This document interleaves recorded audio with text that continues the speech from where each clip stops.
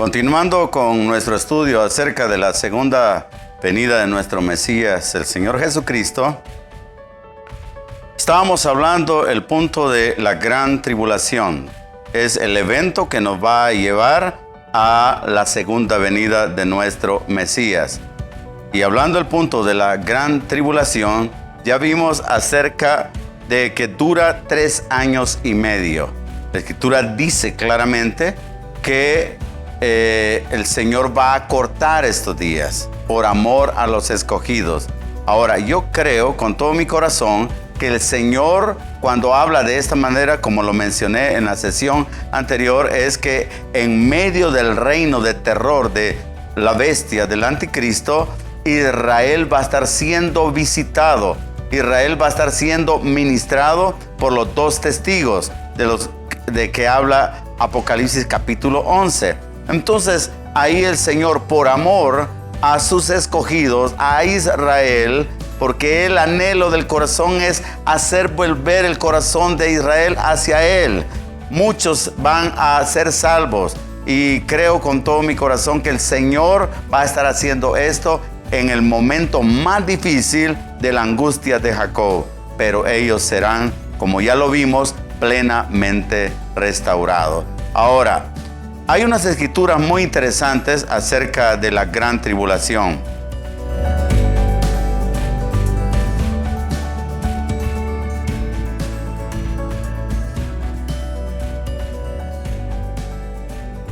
Quiero verlas en este momento, pero quiero que recuerden, el inicio de la gran tribulación es el momento cuando la abominación desoladora es puesta en el lugar santo, ya sea en el templo, un sacrificio de un animal inmundo, la Biblia no lo dice, ¿verdad?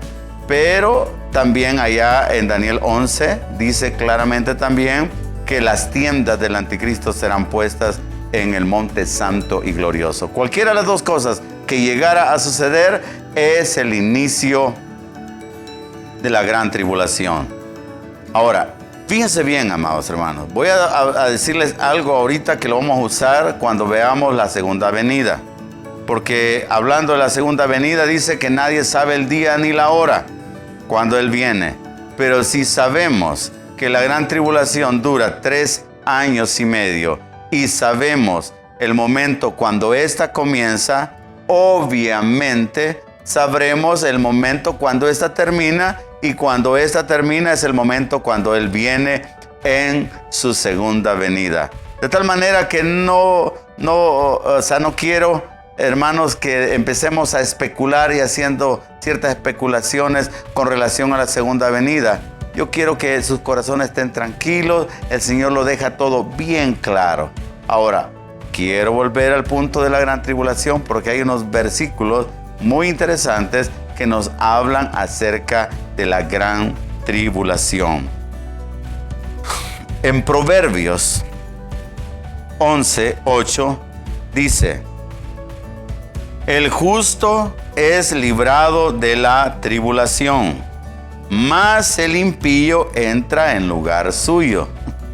O sea, aquí habla que la justicia del corazón del hombre, de los cristianos, hará que sean librados, no que sean sacados de la gran tribulación. Van a ser librados, como la justicia que operó en Noé. Noé es uno de los hombres justos que habla Hebreos capítulo 11. El de los hombres de fe, Noé es uno de ellos. Dice que por la fe Noé edificó o construyó un arca. Y por haberle creído a Dios condenó al mundo. La justicia, ¿verdad? La justicia, Noé fue un hombre justo. Él fue un hombre que fue hallado justo en toda esa generación. Y la justicia hará que el Señor libre a sus hijos de esta gran tribulación que viene sobre toda la tierra. Pero dice, el impío entra en lugar suyo. Ahora, después de 3 años y medio, el justo no solamente va a ser librado de la tribulación aquí en la tierra, sino que también después de 3 años y medio, de ese tiempo que también va a ser un tiempo de preparación, va a salir el justo de la tribulación para darle fin a ese periodo e iniciar un nuevo periodo, dándole la bienvenida a nuestro Mesías en el aire. Eso lo dice también en el verso 13 de Proverbios 12. Mas el justo saldrá de la tribulación. Ahora, hay una escritura muy importante y muy esperanzadora para aquellos que hemos sido atribulados. Yo sé que el Señor dijo que a través, por boca del apóstol Pablo, él dijo que a través de muchas tribulaciones es necesario que entremos al reino. Ahora, escuchen, nuestra tribulación literalmente es antes de la gran tribulación. La mayoría, por no decir el 100% de los cristianos que caminamos sobre esta tierra, de una o de otra manera estamos siendo atribulados. Pero vean lo que dice el apóstol Pablo, que es una escritura que nos da mucha esperanza, porque imagínense, estamos siendo atribulados en este tiempo.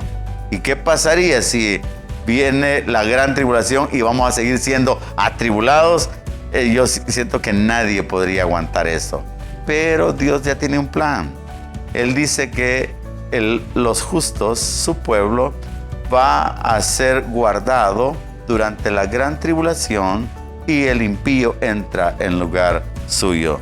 Pero en 2 de Tesalonicenses, en el capítulo 1 y en el verso 5 dice, veamos el 6. Porque es justo delante de Dios pagar con tribulación a los que os atribulan. Y a vosotros que sois atribulados, daros reposo con nosotros cuando se manifieste el Señor desde el cielo con los ángeles de su poder. Obviamente Pablo está declarando acá algo que es justo, es la justicia de Dios la que hará que aquellos que hemos sido atribulados seamos guardados de la gran tribulación, y aquellas vidas que no han sido atribuladas y que han tenido deleites y placeres, como dijo Asaf, por poco resbalan mis pies cuando vi la prosperidad de los impíos, porque estos ni temen a Dios y como pareciera que todo les sale bien. Pero Asaf declaró algo: hasta que entrando en la presencia de Dios vi el fin de ellos. Aleluya. Amados hermanos, Pablo básicamente hace una referencia a lo que Asaf está declarando, porque aquellos que hemos sido atribulados, el Señor dice que vamos a ser guardados y vamos a tener reposo hasta la venida del Señor. Eso quiere decir que durante la gran tribulación su pueblo va a recibir paz, va a estar tranquilo, porque hay palabra muy clara en Apocalipsis donde declara que ese libro es la revelación de Jesucristo. Es que Jesucristo se revela durante toda la gran tribulación, amados hermanos. De tal manera que aquí el apóstol Pablo dice que es justo delante del Señor pagar con tribulación a aquellos que nos atribulan. Obviamente, yo sé que muchos somos atribulados por pagos de esto, pagos de otro, pero otros van a entrar en lugar nuestro. Lo dice Proverbios y lo dice básicamente aquí el apóstol Pablo. En 2 de Corintios, en la segunda carta de Pablo a los Corintios, en el capítulo 4, habla acerca de esta tribulación que pasamos los cristianos antes de la gran tribulación. Vean lo que está causando esta tribulación que todos en el mundo como hijos de Dios estamos atravesando. Verso 16. Por tanto, no desmayamos antes, aunque nuestro hombre exterior se va desgastando, el interior, no obstante, se renueva de día en día. Porque esta leve tribulación momentánea, esto es momentáneo, produce en nosotros un cada vez más excelente y eterno peso de gloria. Aleluya. No mirando nosotros las cosas que se ven, sino las que no se ven. Pues las cosas que se ven son temporales, pero las que no se ven son eternas. Aleluya. Durante la gran tribulación habrá un gobierno mundial que vamos a estar viendo.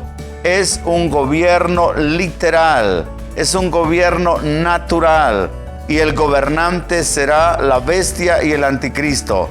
Pero en el mismo tiempo, amados hermanos, el Señor va a estar estableciendo su reino dentro de un gobierno, y aquí sobre esto va a haber un reino.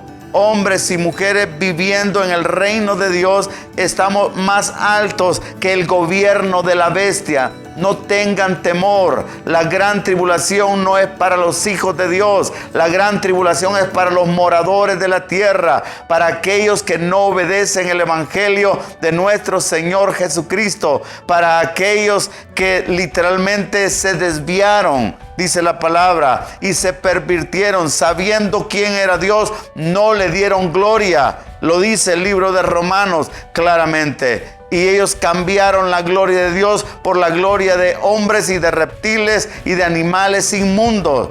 Lo dice el Señor claramente. La gran tribulación viene para los impíos. Que nos quede bien claro. Amén. Ahora, el enemigo va a tratar de que la iglesia no llegue a la gran tribulación. Y por eso le ha metido en la cabeza a muchos cristianos que la iglesia se va antes de la gran tribulación. Porque les ha metido temor.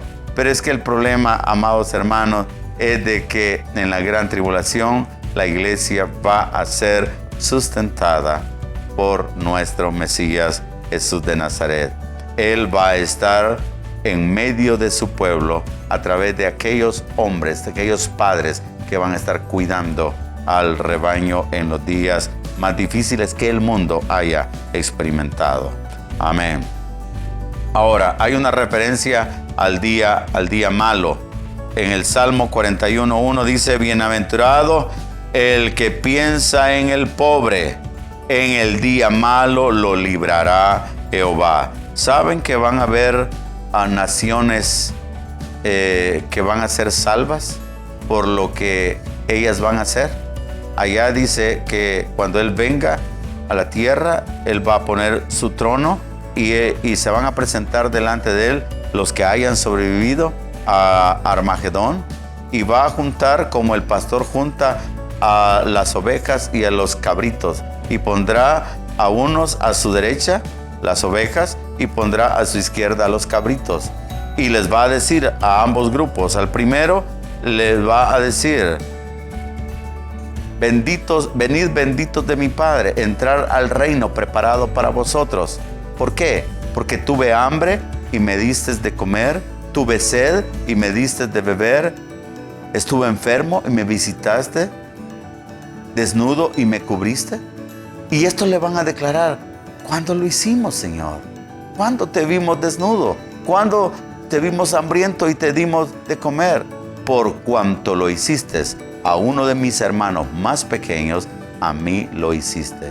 O sea, lo que estoy tratando de que vean, amados hermanos, es que el salmista dice: bienaventurado aquel que piensa en el pobre, en el día malo lo librará Jehová.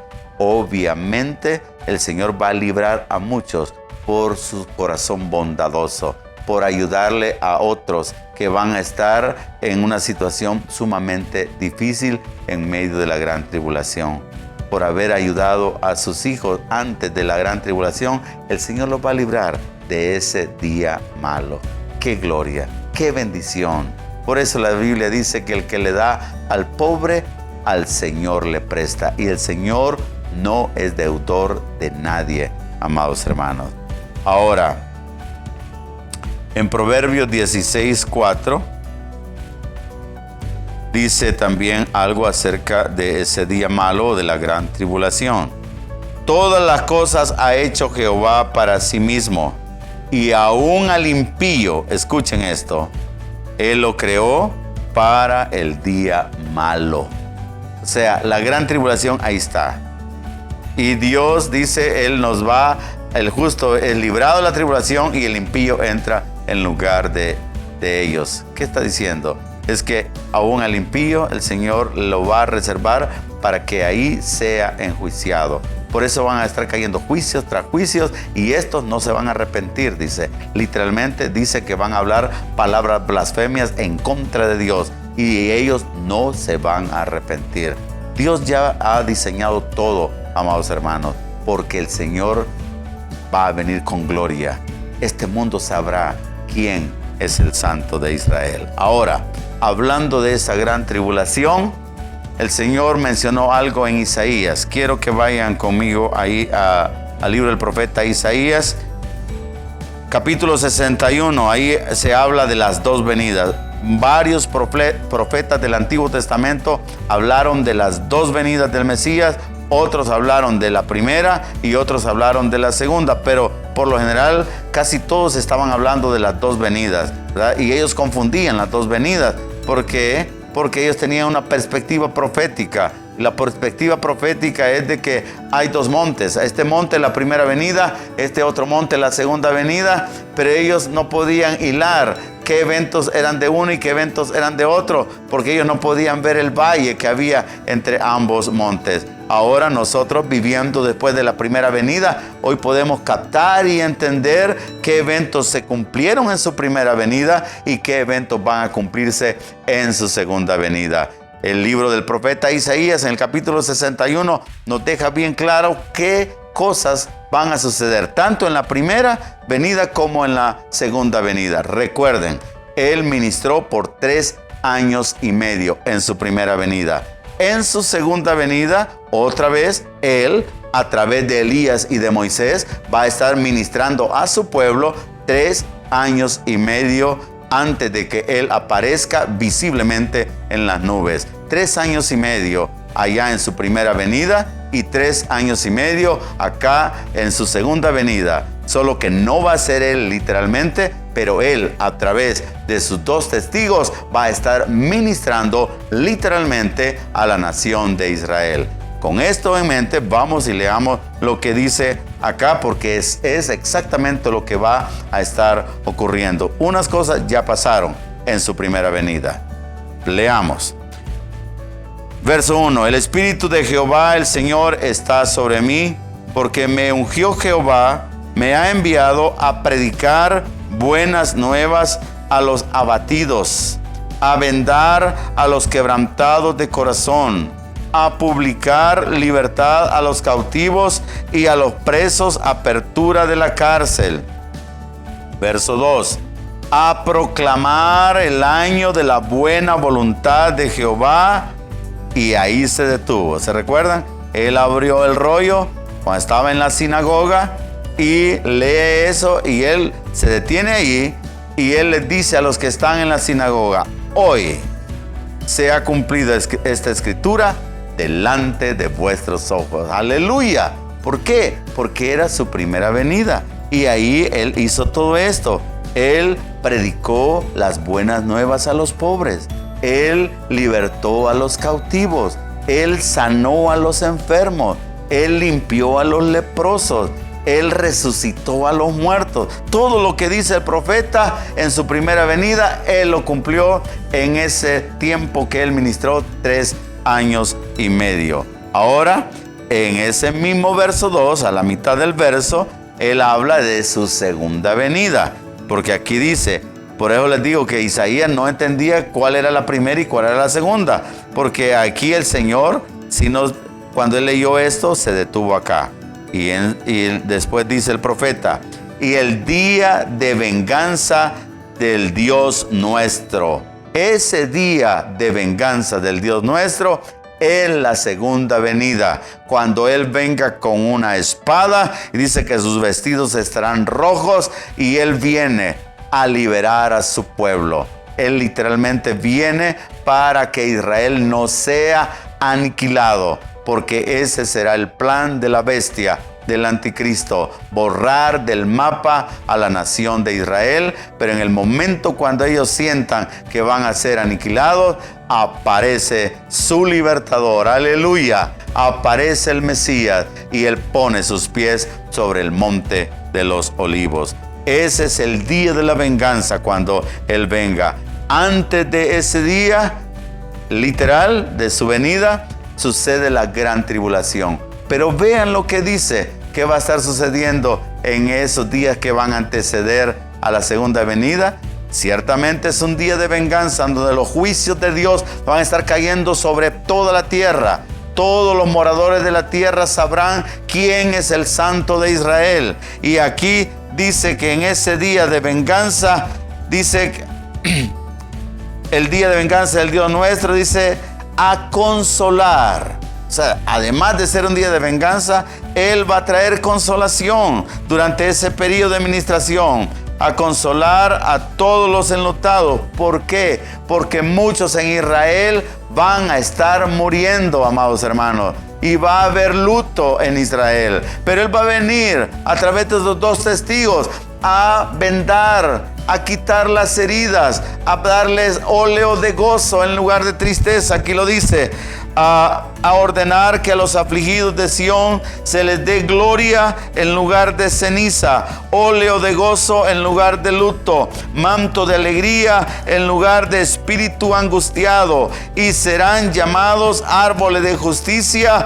plantío de Jehová para gloria suya. En ese tiempo, cuando los dos olivos, los dos testigos estén ministrando, habrá una restauración increíble para los hijos de Israel que hayan sobrevivido a la gran sacudida en medio del gobierno de terror del anticristo. El Señor tendrá a esos dos hombres, por eso nadie los va a poder matar, nadie les va a poder hacer frente, porque hay un propósito de Dios para Israel a través de estos dos hombres. Y cuando ellos hayan acabado su ministerio y la nación toda, amados hermanos, haya sido plenamente restaurada, entonces dice Apocalipsis que la bestia va a matarlos. Es cuando ya Dios dice, ok, ya terminaron su ministerio, y es en ese momento cuando los dos testigos son aniquilados, son asesinados por la bestia, por el anticristo. Pero lo que vemos acá en Isaías 61 es que el día de la venganza también será un día de restauración. Aleluya. Entonces podemos declarar algo, hermanos, que Dios es el que tiene el control de todas las cosas. Si ustedes van a Apocalipsis, ustedes van a encontrar frases como y se le dio, y se le dio boca, y se le dio autoridad. Dice, y también habla de que se le permitió. Siempre varios versos hablando de que se le permitió a la bestia hacer esto, se le dio a la bestia hacer esto otro, se le dio al dragón, se le dio al jinete esto. Hay alguien que está dando, hay alguien que está instruyendo, hay alguien que está permitiendo cosas. Ese alguien se llama Jesucristo. Porque Apocalipsis no es otra cosa más que la revelación de Jesucristo. Por lo tanto, el que va a tener el control, Él es el controlador de todas las cosas, amados hermanos. Y la gran tribulación, aunque será un reino de terror del anticristo, ese reino Dios se lo dio. No es obra. El anticristo viene por obra de Satanás, como dice Pablo. Pero todo lo que ellos van a hacer es porque Dios se lo va a permitir. Dios es el que va a tener el control. No tengamos temor. Será un tiempo de restauración, un tiempo de angustia, sí, un tiempo de aflicción. Pero veremos la gloria de Dios ahí en nuestras casas, ahí en los aposentos, ahí donde estemos guardados, ahí donde el Señor nos dice, encierren un poco la puerta en tanto que pasa la indignación. Van a ser tiempos, si el tiempo de la pandemia, que fue alrededor de 3, 4, 5, 6 meses, algunos hasta un año, hemos sentido muy largo quizás, o algunos lo sintieron corto. Hermanos, eso no es nada. porque si nos encerraron, nos mantuvieron en cuarentena por un par de meses, aquí vamos a estar en cuarentenados 42 meses. ¿Y cómo vamos a ir al súper? No te preocupes, la alacena, la refri, todo va al Señor a sustentarte. El Señor lo ha cumplido y lo ha dicho, y Él cumple lo que promete. Él no es hombre para que mienta. Así que la gran tribulación literalmente es un tiempo donde Dios limpia la tierra. Él va a limpiar, Él va a sacar de su reino a todos los que causan tropiezo. El que controla todas las cosas se llama Jesús de Nazaret. Cuando la tribulación haya terminado, entonces viene nuestro Mesías. Aleluya.